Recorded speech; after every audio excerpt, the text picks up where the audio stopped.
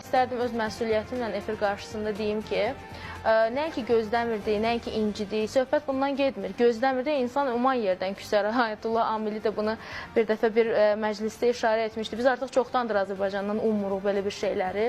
Elə o zamandan ki, İsrail rejimi ilə əlaqəyə girdi, Qəzdə zolağını müdafiə etmədi, uşaqların, qadınlarının ölməsinə göz yumdu, yanacaqlarını təmin etdi. Mən deyə bilmərəm ki, onlar qardaşlarımızdır, səhv elədilər falan. Hökumətdən danışmıram, amma bunu çox dəqiq təkidlə demək istəyirəm. Mən qətiyyən hökuməti nəzərdə tutmuram bu məsələdə. Qardaşlarımızdılar. Azərbaycan xalqı bizim qardaşlarımızdılar.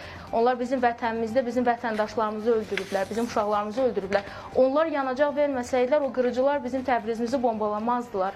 Bizim ikimizin də Təbrizini, bəyəm illər boyu can yandırmırdınız Təbriz barədə, bəyəm ağız dolusu Təbrizim şeirləri oxumurdunuz. Bəs niyə Təbrizinizdə indi 7 yaşlı uşaqlar şəhid olur və siz buna susursunuz? Hamilə qadınlar şəhid olur, siz buna susursunuz.